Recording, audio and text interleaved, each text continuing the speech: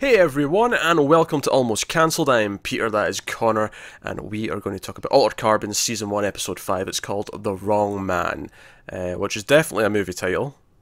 In fact, I think it's a Hitchcock movie. Just going from memory, I think it's a Hitchcock movie. But hey, so we're definitely sticking with those titles. So, I have some praise to give this episode, which is nice, because we've been, fairly critical for the last couple. Some things, but there's been a lot of problems that we've had with pacing, and this is the case not being so interesting. The first thing I want to praise about this episode is that they actually investigate things. There's investigation going on, which we haven't really had in the show up until this point. Not really. I mean, Kovac went around the party in episode 3 and kind of asked some random questions to folk, but it wasn't really, like, it was all small talk, whereas this was like, no, we're going to look at surveillance footage, we're going to track down the house, we're going to go and, bust in some doors, and also I think just having Ortega and Kovac working together, just, it gives them both someone to play off all the time, and I think that's true. Inherently gives it a bit more, I don't know, pep as it's moving.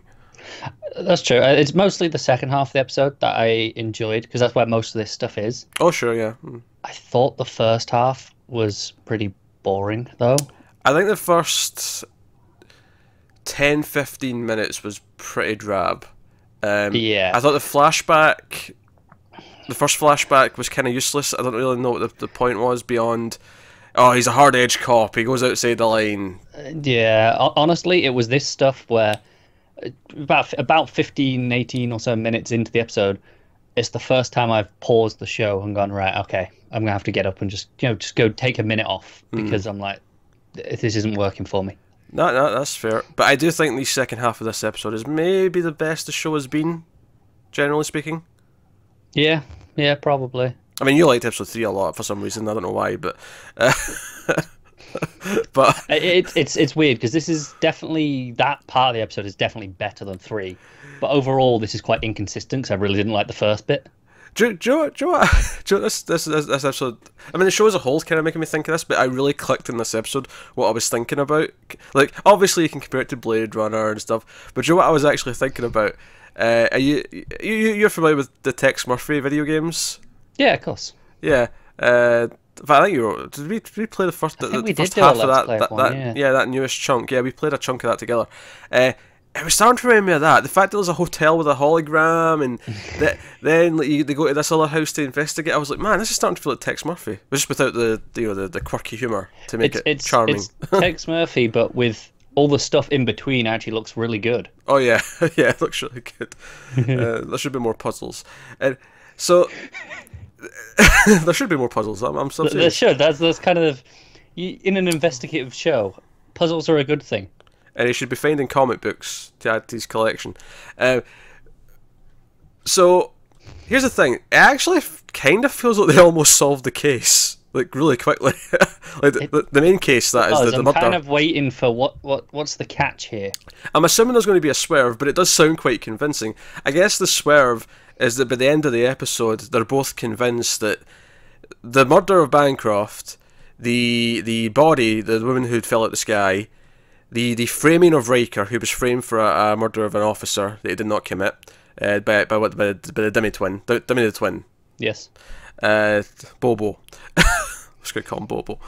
And then, what was the other thing? There was like a fourth thing, but it was like, these are all connected somehow. They're all linked together. Oh, it was the man, the missing, the invisible man who doesn't show up in recordings and stuff. Him, the ghost walker. Ghost walker, that was what she called him. It's like, they're all connected. They're all, and I'm like, I mean, I assume they are because they're all part of the show. And by the time they get to the end, how are you getting to that? Yeah, how are you assuming they're all connected? Because like Kovac said it like 3 or 4 times, and every time he said it, it's that cliche moment where someone just goes, "It's all connected," and I'm like, I guess it is, yeah. And then this is it. That did lose me a bit, because I'm like, okay, this seems like a leap in your logic. It does, but then it leads to that fantastic action sequence in the elevator at the end, which is really good. Don't get me wrong. Really fantastic, and again, I wasn't really feeling the hot steamy sex. Like, I was like, okay, sure, give us all this. Yeah, it felt particularly weird given that she's clearly thinking of her ex-boyfriend, who you're just in his body.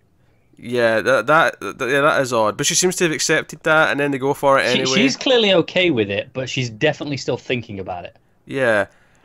It was also just like overly.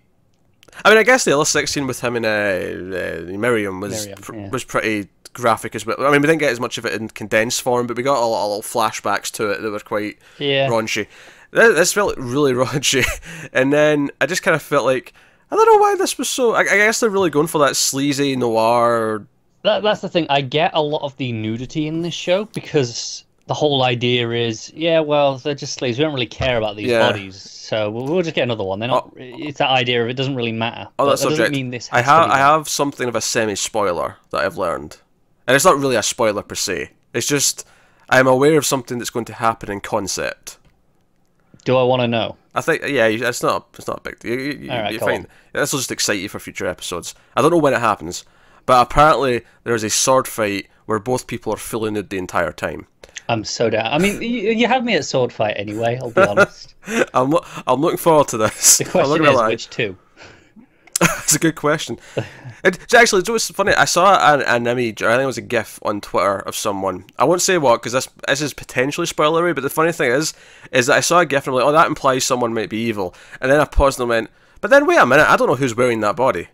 Like, the show's almost spoiler proof, at least in a visual point of view, because it could be anyone in the body. It could. They could have swapped stats with someone. Fantastic. Yeah.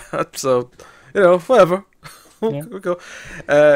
So yeah, the hot steamy sex scene just kind of felt, I don't want to say gratuitous. I wasn't like, oh my, what's all the nudity, but I was just kind of feeling like I don't really care about them having sex. I think unnecessary might be the word you want. Unnecessary, yeah. It was bordering on the room. It was Tommy Wiseau humping the belly button with the love song playing for 10 minutes. It was bordering on that.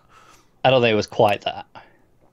I'm comparing it to that in my head. However, on the opposite end, the earlier scene where he shows up to her apartment for the first time, and Ortega's mother's like trying to shoot him, and then when Ortega comes out and she diffuses the situation, takes the guns away from her, like he turns around, I guess she didn't like Riker, and he looks around her and she's just like viciously chopping vegetables like really hard, and just staring at him as she does it without cutting her fingers. It's just really intimidating. Ortega's mother is great. Yeah, she's kind of the unsung hero of the show. She is. But so that was but I think obviously Ghostwalker really ramped up in this one. We see a glimpse of him early on. He's sort of chatting to a police officer across from the station. He's getting some food. He's at a little coffee shop or whatever across from the station. And at the end, he just kind of appears in the elevator with Ortega and her partner. And Ortega's partner gets a bit of time this episode. He comes and like threatens Kovac because he knows that he's found out that it's his body, it's Riker's body that he's in. He's like, hey, if you hurt her, I will kill you. And Kovac is like, oh, do you think you can keep that promise? Try. It's like, yeah, I do. It's all very dick waving and measuring. Let's have a macho off. And I gotta say, I was surprised that I wasn't surprised that the partner died. Honestly, it seemed like he was going to die sacrifice style at some point. He just had that kind of role about him. What I was surprised at was this cool weapon that rips like star chunks of your flesh out. I was not prepared for that. Oh my god, it was fantastic. Because it is so inventive for the torture. Yeah, he whips this little, it's like a little star spiky thing. It goes into Ortega's like sort of chest area up here, and he just rips it out, and it just rips the flesh right out. And I'm like, oh, jeez. That was brutal. Really inventive as a way to hurt someone, isn't it? Yeah. So Kovac kind of realizes that something's amiss here. He kind of sees him at the last second, and by the time he gets to the bottom, because the elevator goes all the way down to the basement. I will say, just before we get into this actual bit, the one thing I didn't like is as he sees him, you get that flash of him recognizing him. You know, like because Ortega had shown him the mock-up drawing of him, and that's you get an actual flash of him going, "Oh, it's that guy." And I didn't think that was necessary because I'm like, no, I know who he is. I don't need to get that. Yeah, I'm conflicted on this one. I typically agree that these little flashbacks to like just make sure we know something aren't needed because we don't need it. But I'll almost debate that this one's almost needed for just to tell us why he knows who he is, because I feel like it's the sort of thing where we'd have to kind of get there in our head, like, okay, how does he know who he is? Oh, you get shown that drawing if you remember that. It wasn't that long ago. It was like 20 minutes before. Oh, sure, like, I know, but like I just. I think usually when they do these things, they remind you of Yeah. things that happened episodes ago, often in a TV show. Whereas this is, it was 20 minutes ago. I've just seen that. We usually don't like it, to be fair. No. I think my bigger problem with it is I don't think the mock-up was good enough to actually recognise him. That's fair. Which is why I don't really begrudge the Flash so much, because I'm like, okay, you're telling me that's how he recognises him. Okay, I'll accept it because you're showing me it, but I don't see it. I'll be honest, I don't see it in the mock-up. But go for it. Yeah, okay. I get what you're saying. By the way, can I just say, ever since she caught that glimpse of him and they've been kind of like trying to mock him up and she's been saying what he looks like, every time she's described him, she's like, oh, he may have had a mustache, I'm not sure. His mustache is like the most memorable thing about his face. No, to be fair, I get this. Oh. Like, when someone's... It's like that thing in The Office. It's one of the opening things. It's like, does Stanley have a mustache or not? Okay. And you can't picture it. Like, you're like, does he? Doesn't he? I don't know. And I feel like that. I do that a lot with a lot of people, where if you just get a glimpse of them and then you go, all right, did he have that? I'm like, maybe. I don't know. I found that really believable. I can't remember how I felt during that debate in the office. It must have been very early on in the show, because I feel like if that was remotely later, I'd have been like, of course he has a mustache. What are you saying? No, I think that's the thing. I think it's quite late. Like, comparatively, it's like it's a reasonable in, and when you're on the spot thinking about it, you go, does he? No, you get so used to someone's face that you don't think about things like that. She's not used to his face. She got a glimpse of him. Here's the other end of the spectrum, where you just get a glimpse of someone and then you go, oh, wait, I don't know. It's the same problem, though. Does Connor have a chin curtain? Yes, he does. It's giant and it's ginger. You can't miss it. You can't, but I think a mustache... It's because the mustache is the middle of the face. You can kind of overlook it. I don't know. It's. I've done the same thing with people wearing glasses before. Where someone goes, they wear glasses, and I'm like, I don't know. There's a Superman joke to be made here, but I'm not going to do it. There is. Well, look, this guy's mustache, is that little thin mustache, is like the most distinctive feature he has. That's all I'm saying. That's all I'm saying. It's when she was saying, "Oh, he might have had a mustache." That was the one thing I remember for sure that he had. Really? Was a mustache. I was like, do you know what? I don't know if he did have a mustache. Oh, I did. He was Asian. He had a mustache. That's what I could have told you. Anything else was up in the air. Asian with mustache. That's what I remembered. Well, fair enough. So maybe you clearly have a better memory for faces than me and her. Maybe I do. I'm terrible with names, but faces, I do okay with. Maybe there's two types of people. There's people who mustaches and glasses stick out to, and then there's people who it's just pixelated. They don't see shit. I'm wondering, in context of the show, is okay, people just swap bodies all the time, especially criminals, I assume. Yeah. So it's like you kind of you don't recognize the bodies quite as much because you're not looking for a specific person necessarily. You're not looking for a specific body. Yeah, maybe. Yeah, sure. That stands to some reason.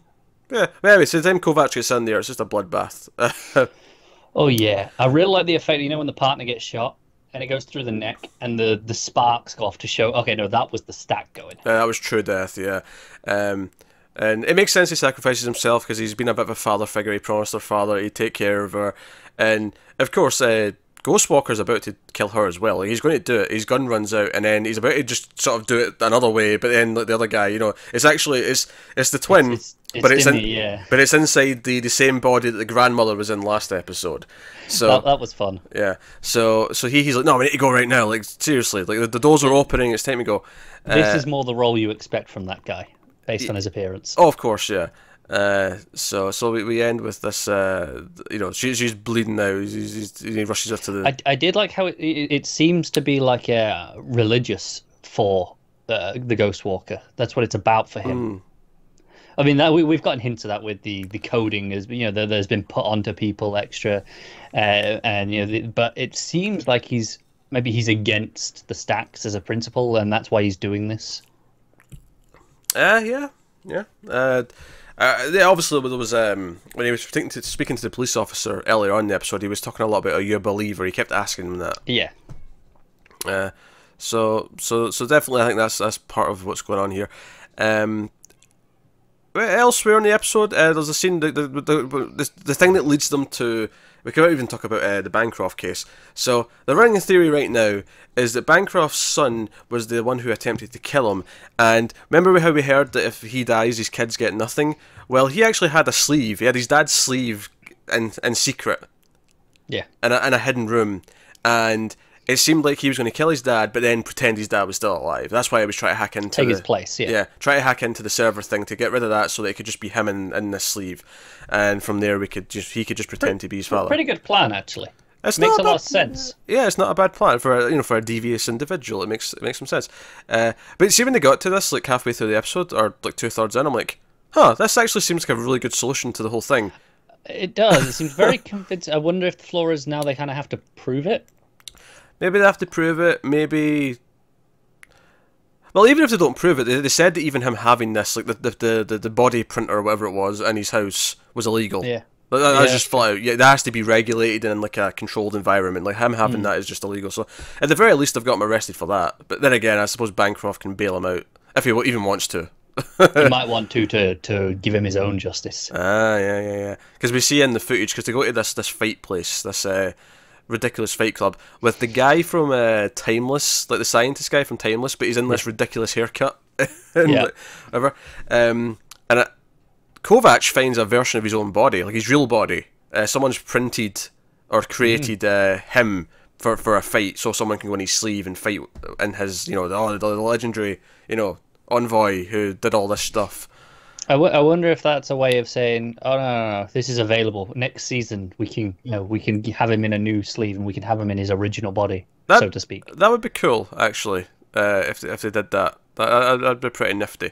And obviously, I think as well on top of all this, I think I was going to call her Valerie, Lizzie, like her whole thing trapped inside the virtual world or damaged stack. Like I feel like that's going to end up being connected to everything else as well. Oh, of course it is. Yeah.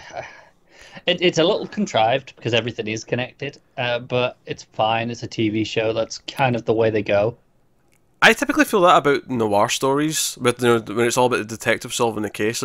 I do feel like there might be one too many things connected here. Usually it's like 2 or 3 things are connected. This is like 5. Maybe they'll all fit together in a way we just can't comprehend right now, and it'll be amazing. And we'll be like, "Oh man, what did you just do? You threw all this." Do you know what? That's fair. They might come at me and go, "No, this works." Right now, it seems like there's a bit much. Yeah. As much as I didn't like the for opening 15-20 minutes or whatever as much, I did enjoy the brief moment where Ortega comes out after Kovac has done his I hate you guys strick, and he walks out, which is getting old. Soften him up a little bit. I get he's the hard-boiled detective, but just soften him up. Or just don't feel the need to remind us every episode. Yeah. Because that's a good point. Yeah, it's just a case of reminding us again. But Ortega comes out with the behead, because she ends up taking the stack, and that ends up in the bald guy's body from last episode. But she has just the head just now, and she's about to walk out in the street with it, and he's like, "Oh wait, I can't walk around with dangling this head." And she just like goes over to the table and like just grabs like the fancy tablecloth and just wraps it up in that. And Poe's just like shouting, "I suppose you'll be having that cleaned then, professionally." As she's walking out. Poe's great. There wasn't a lot of them in this episode. No. I do think the second half of the episode, though, is probably the most I've enjoyed the plot of the show, though. I agree with that, yeah. It's just a very inconsistent episode in that sense. Still with nitpicks. I am also delighted to say that the consensus that I heard from a few different people that have finished the show is that it does typically better in the second half than it was the first half. Good. I mean... Maybe not amazing, but... It's not uncommon for a season 1 of any show to be like that. I feel like it's less common with these shows that are filmed all at once. I feel like network shows where they kind of shoot over, okay, this is over a longer period of time. They kind of play to the release and they update things as they go through the season based on feedback. I feel like those ones tend to... Okay, I think your phrasing there was a bit... weird. It's not everything's shot all at once, essentially. They shoot it as quickly as they can. The difference is a cable show, or in this case, a streaming show... I meant more shot all before release. Yeah, they finish it before they release it, whereas a network show will continuously be being made. They'll have reactions to their first episodes while they're making like episode 9 or 10 or whatever. Yeah. Is give or take. So yeah. So no, that's nice. And to be fair, I already see a bit of an improvement. Maybe not so much in that I think the show is leaping in quality, but it's at least getting to that nice sort of fodder level where I'm enjoying it, even with its faults. I do hope it focuses in a bit more, like, because this episode, the back half, this was very focused in on the actual case. I feel like once it got to that stuff, that's where it started picking up. So I do hope that it decides to focus in on this a bit more. Yeah, well, we've got, as we said, we've got like 4 or 5 things in it to connect. You could literally spend each episode that's left focusing on one of those, and it should kind of work out. Like in theory, yeah. Yeah, have an episode focusing on Lizzie and solving that problem. Have an episode, you know. My concern is that they try and do everything in each episode. You know, we'll do a bit of this, a bit of that, and then it kind of goes, okay, we're not getting enough of each thing. Wait, that's the opposite of what you just said. No, I want to. No, I'm saying, you know, focus in on like one thing at a time. My concern is that they'll do a bit of everything in each episode. In each episode. So, yeah, I got that part. Yes. Yeah. So that will feel like you're not spending enough time on things. It'll be like, there's too much of all this other stuff in the same episode.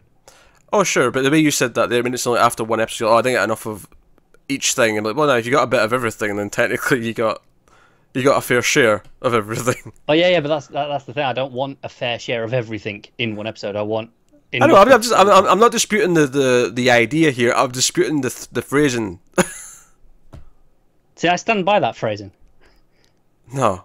You want them to focus on each thing and make each thing not actually separate them all. I feel like a couple of them probably will end up going together nicely. Yeah, but I don't need everything at once. Yeah. Interesting to see how the Bancroft thing goes now, that they kind of have like a prime suspect and a prime sort of motive to go along with it. Yeah, I guess a really easy way to deal with it is have the son just hide. Go, you know, run away, get into hiding, and they have to track him down then. So I guess that's an easy way to at least kill one episode out of it. Yeah, because they've not got him yet, obviously. They know the answer, yeah. We assume, but they haven't got him, so there's that.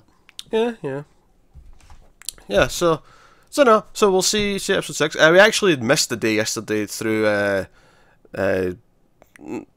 well, it wasn't tech fault yesterday. We could have actually gotten a second one done today if it wasn't for tech issues, because we were recording earlier. Your voice did dip a little bit in the middle of this one, but it was only once, whereas earlier on when we were recording it was happening on and off like every couple of minutes. Yeah, if you watch a Channel Zero review from earlier, that will let you know how bad it was, and we thought, well, we'll wait. Yeah. So hey, so you get one tonight, and you will get one on Saturday, and then Sunday, and so on. But you won't get one Friday. You won't get one tomorrow. We can tell you that right now. But we're still on, so we're halfway through. Which is fine actually, because the Friday's a week since it went up, so 5 in a week. We typically plan about 2 weeks for these shows, so that's kind of on track. So I don't know. No, better. Still murky, still problems, don't get me wrong. But the closing sort of fight scene in the elevator, them actually working on the case, them actually theorising that things fit together. Ending the way it has for that last half of the episode has left me hopeful for the next one. Whereas for the last few, gone into the next one going, okay. Yeah, so the expectations were sort of declining after each episode, whereas this one kind of upswung. Yeah, a bit. So that's nice. Alright, so that is Altered Carbon episode 5. Let us know what you thought of this one in the comments, like, subscribe, all the rest of it. Get yours on Twitter at mailed_fuzz for channel updates. If you want to support the channel, head over to patreon.com/mailedfuzztv. There's a link in the description. You can do that over there.